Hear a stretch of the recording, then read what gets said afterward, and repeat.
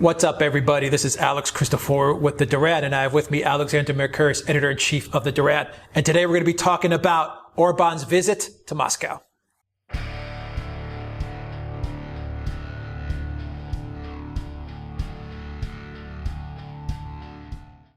Okay, so Orban went to Moscow, and that's not really the big news. I mean, okay, he's making trips and he's meeting with world leaders, but this happened in the backdrop of that big vote to push for Article 7, which is the nuclear option against Hungary, over Orban's immigration stance and what he's doing to George Soros funded universities, etc. And so a lot of people saw Orban's trip to Moscow to meet with Putin as kind of giving the middle finger to the EU. What was your take on Orban's trip to Moscow? Was it purely procedural, or did it have some sort of undertones and some sort of added meaning to it? I think, first of all, it was sticking up the middle finger to the EU. But I actually also think it's really, really big news. I mean, first of all, what Orban was doing was he was waving the red rag at the bull of the EU. I mean, there is nothing that is more provocative to the EU elite than to see someone, a European leader, siding, as it seems to them, with Vladimir Putin. At this moment in time, they've demonized Putin so much that for somebody like Orban to go to Moscow and to sit alongside Putin and to talk about economic issues and to talk about gas policy and to talk about oil policy and to talk about good relations between Hungary and Russia, that for them is absolutely outrageous. And of course, what they also know is that Orban is now steadily emerging as the major force, the major pole within the EU of opposition to the whole neoliberal globalist project, which is what the EU has increasingly become. And what he's basically saying is, we don't agree with your immigration policy. We don't agree with your anti-Russian policy. We don't agree with many of the things you're doing. We believe that Russia is the country with which we want to be friends. We want to forge closer economic links with Russia. We will not be deterred by anything that you say. And as for this vote against us in the European Parliament, which threatens to strip us of our voting rights because we dare to express our views, we are not intimidated by that. We will go on doing what we are doing, confident in the fact that we have within the EU friends who will stand by us. So I think this was a huge statement, and I think that it is going to reverberate across Europe. Okay, so you mentioned that Orban is not alone. What's happening inside the EU in support of Orban? How significant is this? How big is this group of forces working against the neoliberal Brussels cabal? How big is this group getting? How powerful are they getting? How do you see things now? And Orban being the lead, the face of this, I don't even know if you can call it a rebellion, but this resistance to take a word out of the liberal left playbook in the US. How significant is this? I think this is very significant, and I think there is an increasingly strong bloc. The big change was the election in Italy this summer. You see, we have in the EU a group of countries in Central Europe, the Czech Republic, Slovakia, Romania on some issues, Poland on some issues also, which have increasingly been siding with Orban and have been following his lead. But what happened in the summer was that we have a new government in Italy, which is one of the big EU countries. It's got the second biggest industrial base in the EU after Germany.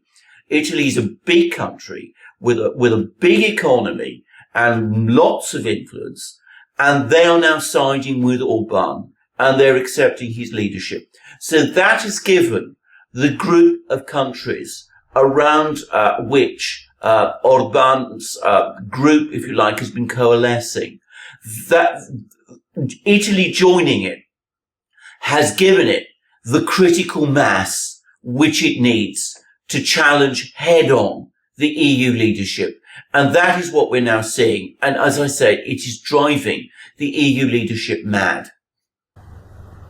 How does Putin how does Putin see all of this?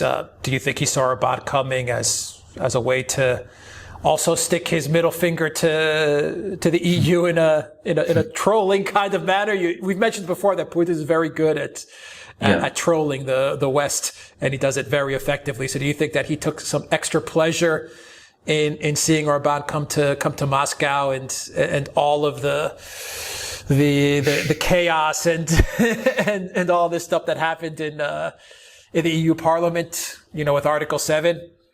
I think he's loving it. I think he's enjoying himself hugely. And of course for him, the particular delicious side of it is that a few days, shortly after, he had a telephone conversation with his old nemesis, the person that his major rival in the EU, within the EU and within Europe, Angela Merkel. And of course, at the back of both their minds is the fact that Orban, who is Merkel's particular enemy, has just been to Moscow.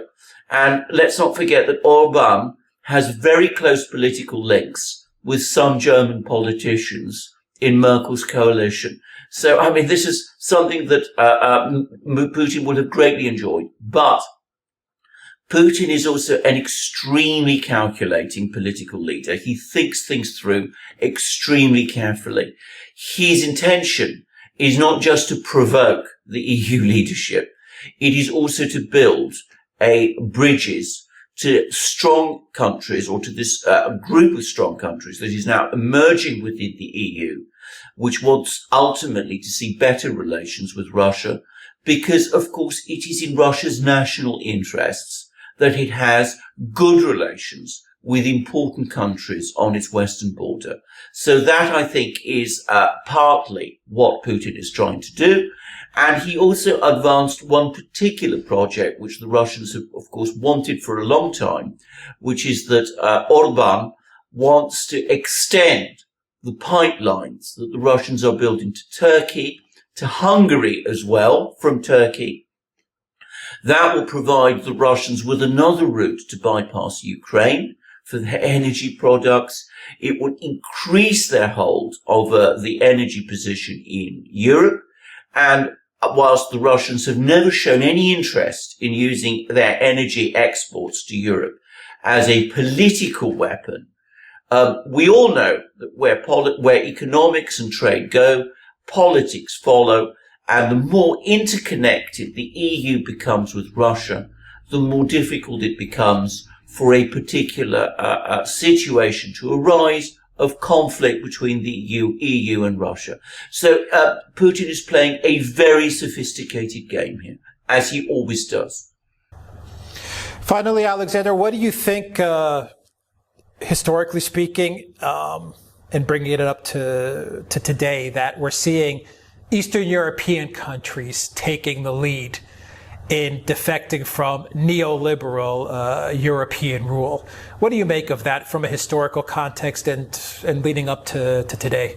Well, I think it is fascinating at many levels. First of all, I think that there's an argument made by people like John Laughlin, which I agree with, by the way, which is that the Eastern Europeans have never felt the need to sacrifice their nationalism and their national identity in the way that, say, Western countries like Germany especially have felt obliged to do, and that they're asserting themselves, that they're in some ways natural rebels against this whole integrationist project, and that they have a much stronger sense of commitment to what they see as Christian European values than some of the more secular societies of the West, of Western Europe do. So I think there is that element, and I think that is true. I think it's also very interesting, though, that these are also the countries that are actually siding up with Russia increasingly. One can't say this of all of them, Poland, Romania, and the Baltic states still have problems with Russia. But we have Czechoslovakia, Slovakia, Bulgaria, Slovenia, all of these countries which were formerly part of the old socialist system, which was allied with the Soviet Union, coming increasingly closer to Russia. And I think you were asking me to talk about this in historical terms. It does make one wonder whether there isn't a certain cultural affinity between these countries and Russia, which perhaps grew stronger during that long period of time when they were allied to Russia, or the Soviet Union as it then was, during the Cold War, and whether after the crisis, the changes that happened after the Cold War, whether that affinity in a way isn't reasserting itself. I mean, one would need to examine this very carefully to see this, but it is remarkable that it is happening in the way that it is. Real quick, before we finish up, how do you explain Austria? Is Austria like a linchpin to blow the whole thing apart, the whole EU apart? Because I see that they're definitely not part of the Eastern European bloc, and they are much more aligned with Germany and the traditional mindset of what Western Europe is. But they're definitely taking the Hungary, Poland viewpoint of how to deal with immigration and how to deal with Russia and all these things. So it seems like Austria is this small country, but it's acting very much like a linchpin, which could, set up the dominoes to fall for many Western European countries and fall in the direction of Hungary and Italy and Poland and Czech Republic. I'm glad you brought out Austria, because of course Austria is actually very important. And I have to say that having been to Austria quite recently, and having been in a position to compare it to Germany, obviously Austria is a German-speaking country, and of course its greatest connections are to Germany. But there is a difference between Austria and Germany, and a greater difference than I expected. I mean, first of all, the Russian economic and commercial footprint in Austria is very, very much greater than I had anticipated. And one feels, when one is in Austria, that one is in Central Europe, in ways that I had not expected to feel. And of course, that isn't perhaps entirely surprising, because Hungary, Slovakia, the Czech Republic, Slovenia, these were all once upon a time part of the Habsburg Empire, which, of course, between 1866 and 1918 was called the Austro-Hungarian Empire. So there is an obvious cultural affinity between all of these countries and Austria. So perhaps in some ways it's not surprising that Austria is starting to shift more towards this new emerging bloc than towards the old German bloc, the Western bloc, if you like, which is trying to perpetuate the integrationist policies of the EU. I would add something else about Austria, of course, which is that it has a great deal of influence within Germany itself. And Germany also, in some ways, is a more Central European country than a Western one. Until the 1950s, it was never fully thought of in the West as being a part of the West. And one can see stresses in Germany, and conflicts in Germany on this issue as well. So I think Austria is a linchpin, and I think it is not just a linchpin. I think it's a bellwether. It's an indicator that, if you like, the wind is changing. Excellent analysis, Alexander. Alexander Mercouris, Editor-in-Chief of the Duran. Thank you very much. Guys, if you liked the video, click on the subscribe button down below and click on the notifications bell to get notifications every time we push out a new video, and visit the Duran shop, pick up a t-shirt, help support the Duran. And also in the description box down below, you will see links to our PayPal page and our Patreon page. Send us a donation. Help support us. Alexander Mercouris, editor-in-chief of the Duran, thank you very much. Until next time, take care.